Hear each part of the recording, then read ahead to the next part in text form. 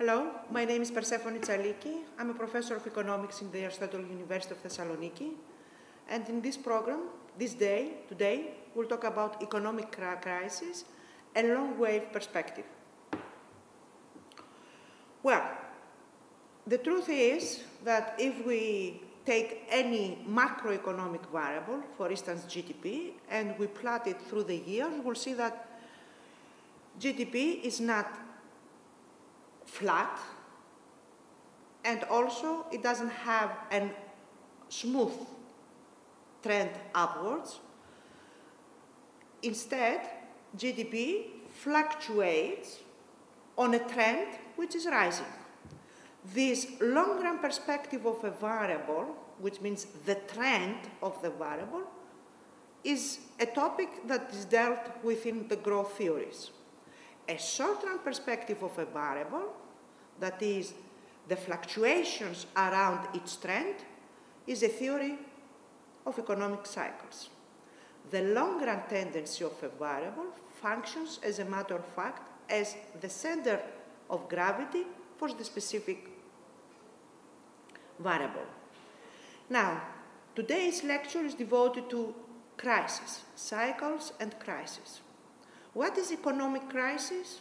You can hear many definitions.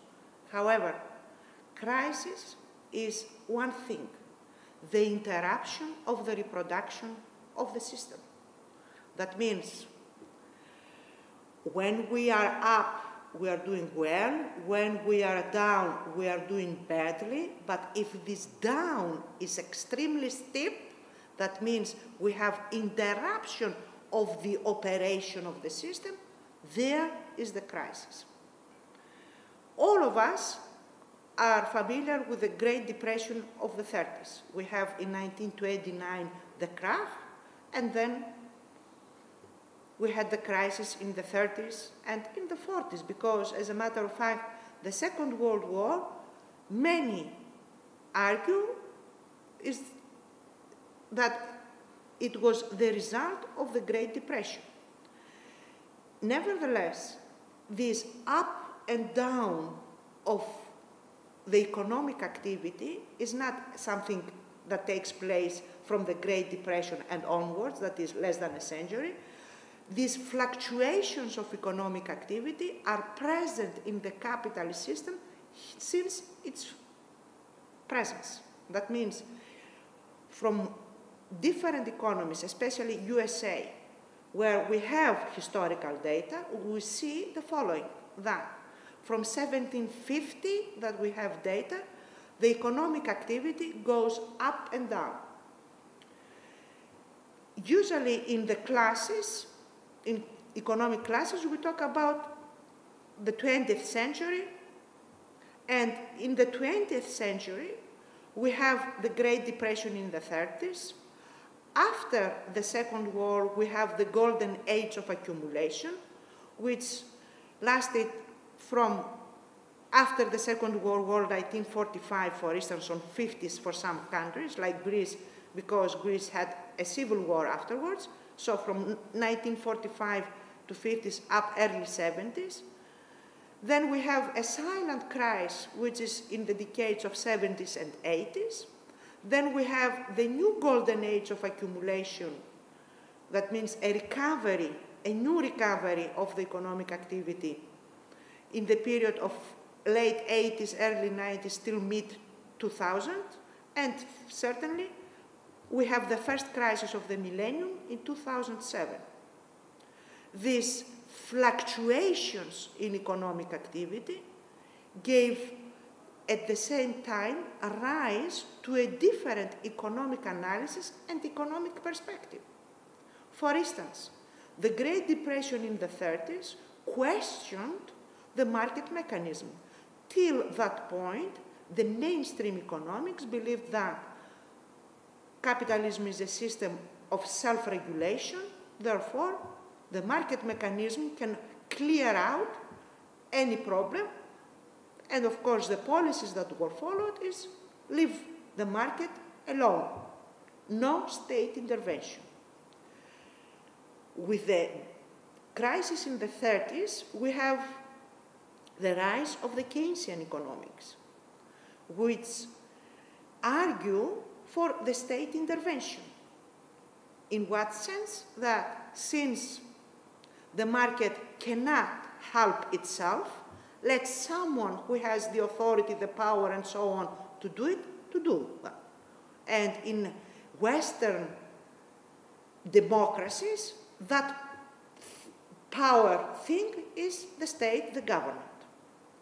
So, after the Second World War, where we had the triumph of Keynesian economics, and everybody during that period believed the following, that we must have a state proper intervention, correct mix of policies, fiscal or monetary, and therefore economic fluctuations are far away. We can skip them, in other words. We can solve the problem of fluctuations and crises. In the 70s and 80s, we have what we call in the literature the silent crisis. Probably you are very young, and maybe you heard about the oil crisis, the oil price crisis in 73, and so on. The real thing is that in 70s and 80s, we are in a recession period. And this recession period gave rise to reconsider Keynesian economics. In other words, Keynesian economics were blamed for the problem of the presence of the new crisis in the 70s and 80s. And new approaches to economics, which are the new neoclassical economics, came into the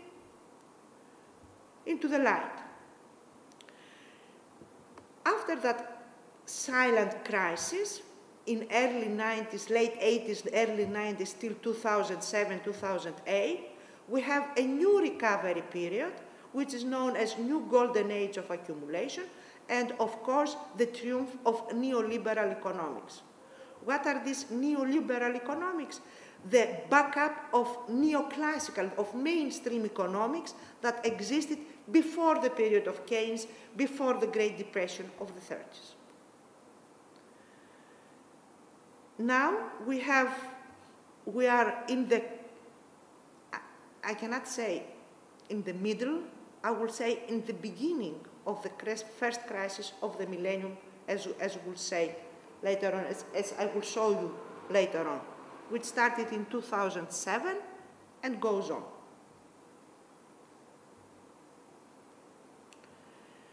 The problem with economic fluctuations and cycles and so on is that, as I told you, from historical data for several economies since 1750, that is 18th century, if we plot this historical data, we'll see that in fact fluctuate. They have a trend and they fluctuate around the trend, which means the following.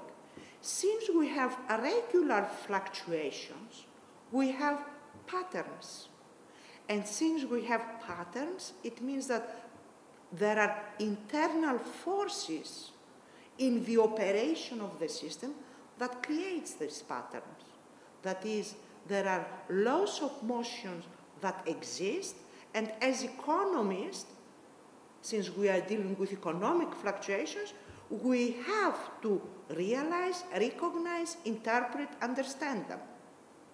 Now, here in this transparency, I have how the different schools of economic thought view the problem with the fluctuations in economic variables. According to mainstream neoclassical economics, any deviation from the trend is temporary and is caused by exogenous forces.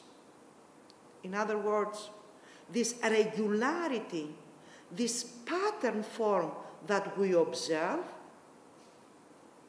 are totally neglected in neoclassical economics. In Keynesian economics, they realize that deviations may be serious, and through enhancement in effective demand, the state can play a vital role in eliminating them. In other words, if we have fluctuations, these are a problem of policy. So with the proper policy, we can correct them, and therefore we can have a smooth rising way to go. New neoclassical, let's put it, sorry for this delay, for this comment. So you see, the neoclassical view was for the period before the 30s. The Keynesian view was for the period during the golden age of accumulation. The new neoclassical view is for the period after the silent depression crisis in 70s, 80s, and the rise and the recovery period of 90s till early 2000. So according to neoclassical view, deviations from the trend are ephemeral and caused by state intervention. Therefore, a free market should be established in order to bring the economy back to equilibrium. In other words, the neoliberal policies that are followed since the 80s, Reaganomics, Thatcher policies, and so on, are within the idea of neoclassical economics, new neoclassical economics. Okay. Of course, it is another school of economic thought, which is the classical Marxian, according to which fluctuations are regular and are caused by the way the capitalist mode of production functions. That is, it is in its nature to face fluctuations. In other words, there are regular fluctuations. In classical Marxian analysis, recognize the fact that there are regular fluctuations, therefore there are patterns, therefore there are internal forces, therefore there are laws of motion, and we, as scientists, as economists, we are called to understand, to find out, understand, explain, interpret these laws of motion.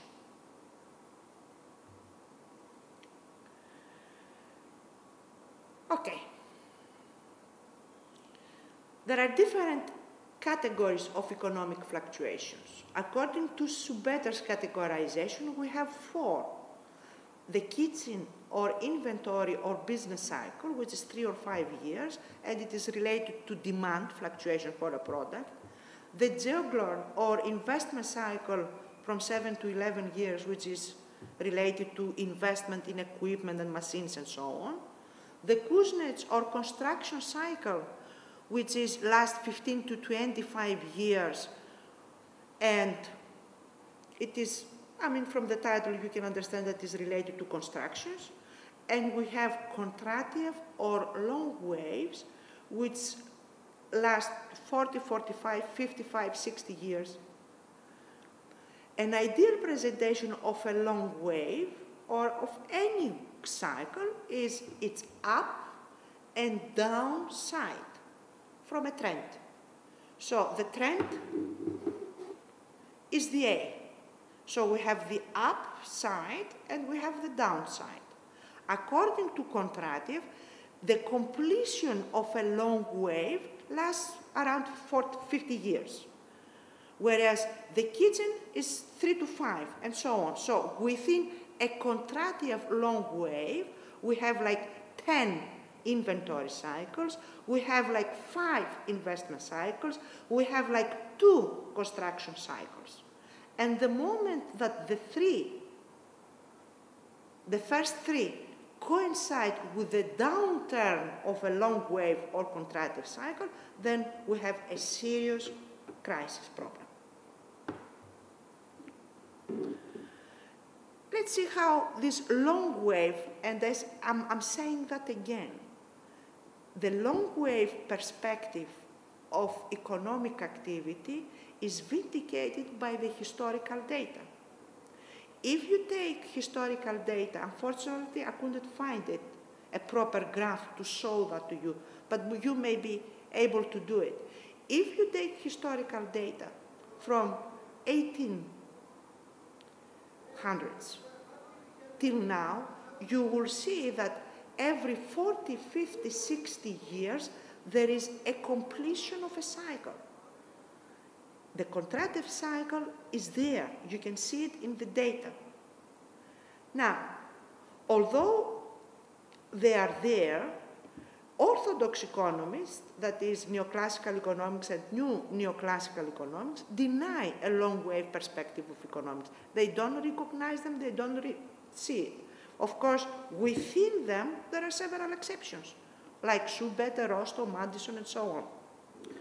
So, according to Schumpeter, therefore, long waves exist, and the cause for these long waves is the mass introduction of innovations. For instance, in 1880s, it was a downturn of a long wave. The mass introduction of engines, the mass introduction of transportation, the railroad and so on, was new innovations that gave an upward trend to the economic activity, which lasted till the 30s. In the 40s and 50s that we have a new uptrend of the economic activity, it was, for instance, the massive introduction of durable consumer goods. In the 80s, late 80s, early 90s, the mass introduction of innovation was related to information technology. So you see that if you take the time that the economic activity starts its upward trend, always there is some kind of massive introduction of innovations. Certainly, in all this game, the role of entrepreneur is huge for Schumpeter, and according to Schumpeter, the future of capitalism is very bad because the role of the entrepreneur is gradually not eliminated, but loses its glory. Another way, another interpretation of long waves was given by the argument of social structure of accumulation. According to these people, the introduction of new institutions that regulate the contracts between various social groups, for instance, the state and the employers, the state and the employees, the employers and the employees. All these new institutions create in some way a framework in which development, an upward trend of economic activity can take place. When these new institutions become obsolete, because the economic life is something that changes through the time, that is dynamic process. So the institutions that have been created 30, 40 years ago were new and very innovative at that period, but they are very obsolete in this period of time. Therefore, the innovations, the institutions of the old period are now fatal, are now obstacles to development. Therefore, we have the downturn of the economic cycle, of the economic activity, until the point that new institutions are introduced in order to give a push to the economic activity and to go on. And a third interpretation of the long waves comes from the classical Marxian perspective of view, according to which the movement in fundamentals, and especially the movement of the rate of profit, is the way to see, understand, and interpret the long waves. As we said, economic crisis is the interruption of the normal reproduction of the economy. And the theoretical approaches to economic crisis are different according to the view that you have.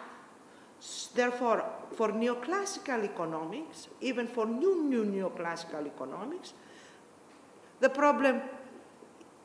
there is no problem because the system is self-regulated.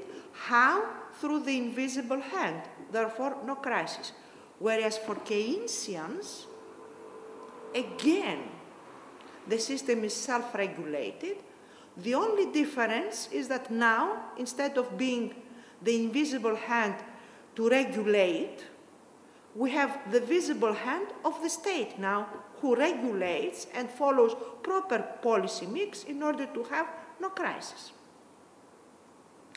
There is another stream of economists who argue that capitalism is not a self-regulated system, and in fact, it is a system incapable for its continuous self-expansion. Under this, we have two, let's say, approaches. One is arguing about the incapability for the continuous self-expansion of the system that is due to exogenous factors. Within this approach, we have the underconsumption theorist. According to this underconsumption theorist, the system has the tendency to increase its productive capacity and at the same time to decrease incomes, reduce wages, and so on. In other words, we have increased productive capacity, that is, we have huge products outside for selling. On the other hand, by decreasing incomes, we have fall in the demand. Therefore, we have products that cannot be sold because the incomes are not enough. How can we cope with this? If we look for external markets. What are the external markets? Those that are not capitalist markets. In this framework of analysis, we have the theories of imperialism, from Lenin, from Luxemburg, and so on. Okay, what did we did with colonization or imperialism? We try to find external markets in order to push the local, the domestic demand that was not enough because incomes were low. So when we reach a point that we have lack of the external markets, we come to crisis point. The other perspective that argues about the incapability for the continuous self-expansion of the capitalist system tries to understand the inner nature of capitalism and argues about the endogenous forces that give rise to elements that create this incapability situation. And what is this endogenous element that gives rise to this loss of motion? The long-run falling profit rate. That is, we have a profit rate that falls, and because of this long-run tendency of profit rate to fall, we have the economic activity to go up and down. Now, why do we have a falling rate of profit? There are two theories. One is the profit squeeze, which says that profit rates falls because wages increase a lot. And another argument, line of argument, who says that we have a rise in organic composition of capital, mechanization. According to Marx, the most important law of political economy is the long-run falling rate of profit. Let's see how profit rate falls through the years. As I said, there are two arguments. One is based on the argument about the rising organic composition of capital. The other is the profit squeeze. According to the first, the rise in the organic composition of capital, I want to clear out, because I don't want to get into details, that when we say that organic composition of capital, we mean the mechanization of the production process. In other words, a rising organic composition of capital is the mechanization of the production process. Why do we have the mechanization of the production process? Because capital is a self-expanding value. Accumulates. It is forced to accumulate, cannot survive otherwise. And in order to accumulate, in other words, to expand, comes into war, competes with others. What are the others that the capital competes? One is the workers, the other are the other capitals. In the competition that capitals have against workers, what capitalist tries to do is to reduce the per unit cost. In other words, to forces workers, has the need to force workers to work more or to work more productively, because there are certain laws about the length of the working day, about the hours and so on. The only way that is left for a capitalist to force workers to intensify the working process and to increase productivity is by introduction new techniques, new technologies, by introduction new machines into the production process. Therefore, we have the increase in mechanization. We have the increase in the capital invested. So the competition of capitalists against workers leads to mechanization of the production process. Now let's see what happens when we deal with the competition of capital against the other capitals. That takes place in the marketplace. In other words, a capitalist fights against the other capitals who come into the market to sell the same product. How the capitalist, our capitalist, can compete the other capitals in the product market? One way is left: to reduce the per unit cost. To reduce the per unit cost in order to allow him to reduce a little bit the price of the same product in order to be more competitive and therefore to gain a market share, higher market share. We show that how he can reduce the per unit cost, which might lead to lower prices for our capitalists, we said before, through mechanization. Therefore, competition against workers and against other capitals inevitably leads to the mechanization of the production process. This increase of the mechanization in the production process means that we have more capital invested in the production process. We have higher organic composition of capital. Now, these are the results of the competition. Let's see now what happens to the profit rate. By definition, profit rate is a ratio of profits over K. The pie, the capital pie, is profit, mass of profits. The K is the capital invested,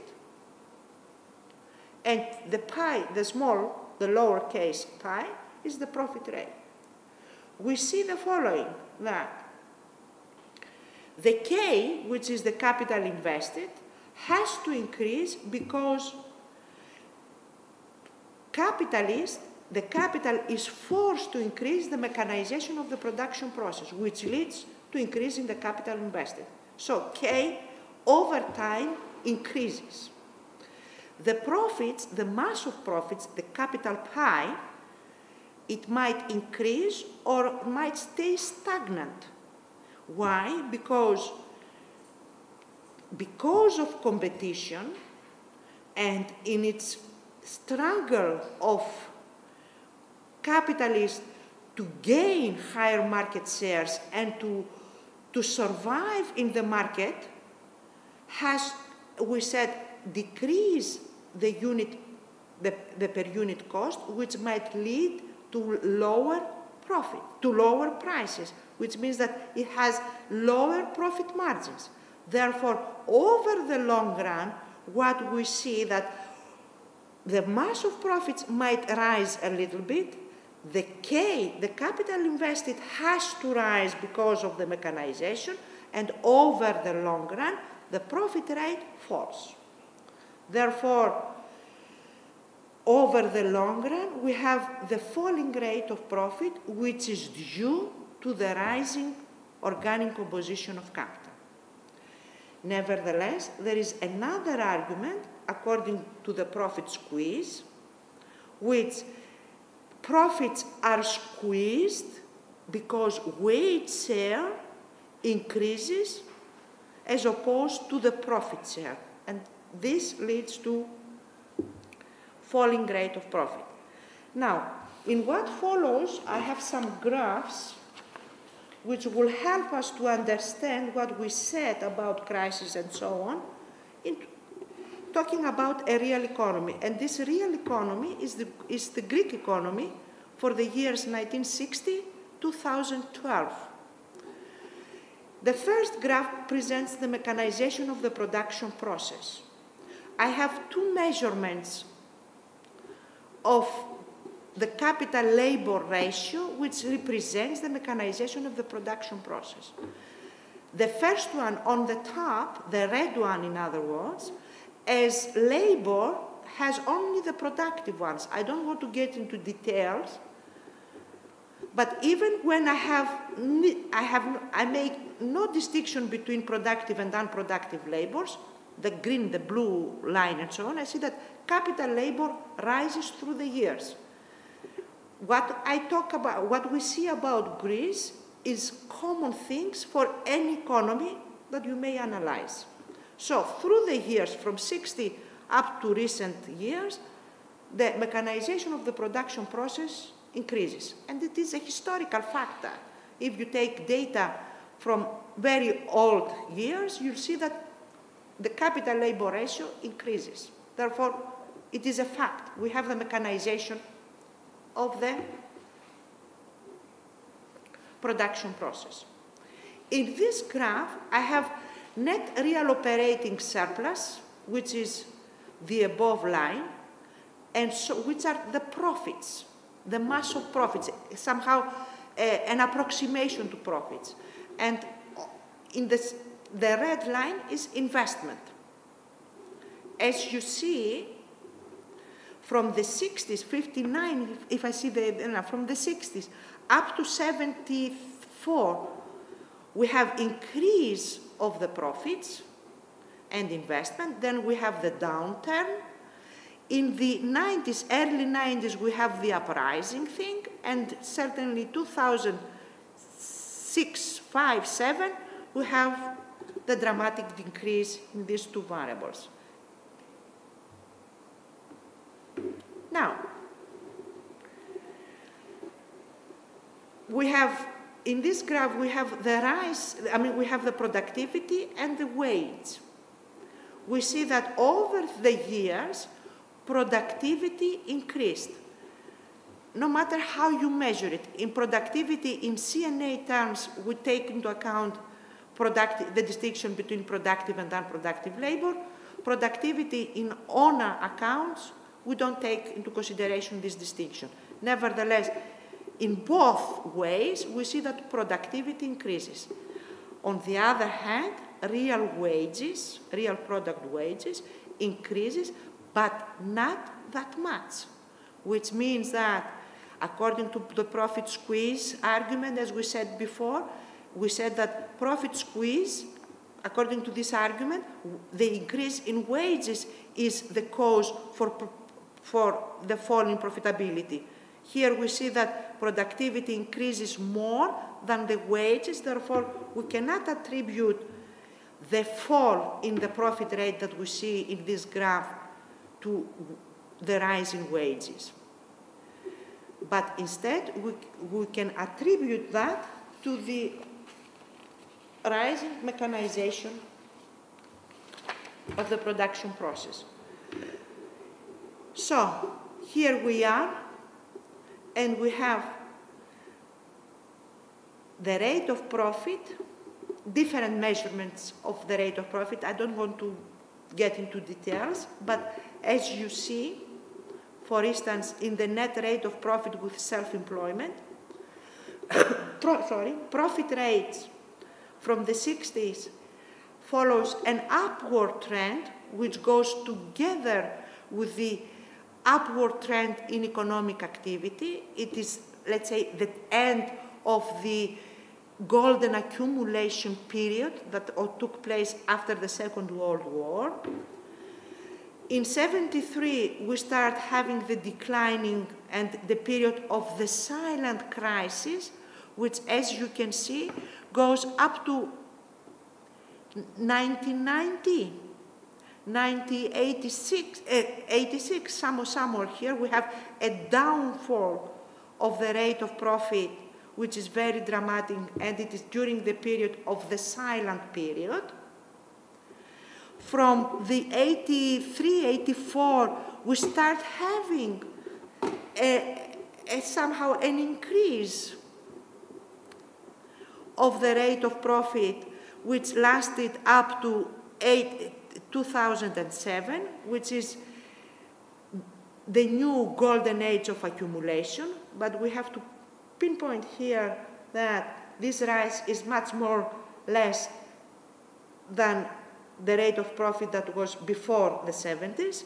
And then we have, in 2007, if I see, we have the dramatic downturn in the rate of profit and the crisis that we live together, all Europe, all the world, since 2007. So, what we can say is that, as conclusion, is that economic crisis is a stylized and systemic element of capitalist reproduction. It is there, it is repetitive, which means that it has specific cause. And what I want to pinpoint here is that it is a different thing to talk about the cause of a crisis, and it is a different thing to talk about the source of a crisis. The cause of a crisis can be anything. For instance, in 1970s, we had the oil price crisis. In 2007, we had the financial sector crisis and so on. That was the cause. But the source of a crisis is a different story. And if we see the historical data, we'll see that the source of a crisis is always the long-run perspective of profitability. The long-wave approach, as we said, is vindicated by the historical data. So we do see that we have long waves in historical data, which means that we do have fluctuations, we have upward and downward trends, we have recoveries and recession periods. We do have crises, and as we mentioned, crisis is the dramatic or the interruption of the reproduction process. And since we said that the real source of any crisis in capitalist system is profitability, it means that the prerequisites to overcome the current crisis and any other crisis is the rise in profitability. So, how can we increase profits? Of course, if you remember, we said that the profit rate is a ratio. We have in the numerator the mass of profits, in the denominator the capital invested. One way to increase this ratio is to increase profits, the mass of profits, which is very questionable how you can do it in a period of crisis. The other way, which is usually followed during a recession period to overcome the bottom place, the bottom point, is to devalue the capital invested. In other words, to reduce the value of the K. How you can do that? Of course, through innovations. Because If we have new innovations, it means that the capital with the old technology has to be replaced. It is, in other words, devalued. It is useless. Therefore, an old machine is sold for scratch. You cannot sell it anywhere. So innovations do devalue the capital. The other way is mergers and acquisitions, profitable mergers and acquisitions. In other words, you see that there are mergers that went well and mergers that didn't go well. Those that went well is that because they got the invested capital of the enterprise in a very cheap price, in a very well price. Therefore, the K was devalued. Another way of increasing profitability is the privatization of state enterprises. And it is something that we have here in Greece right now. State enterprises with huge capital investment are sold very cheaply. Therefore, the people or the company that buys the state enterprise immediately reduces the K, since it pays very little. Therefore, increases the profitability of the same enterprise. And of course, the best way to increase profitability is through war. And why I'm saying through war? Because anytime that we have war, everything is destroyed and we start from the beginning. So the K vanishes. And I think I told that at the beginning of the lecture. The Second World War, it was the result of the Depression period of the 30s. So let's see what will happen next. I have here some bibliography about the crisis and so on. And once again, thank you for your time and your attention.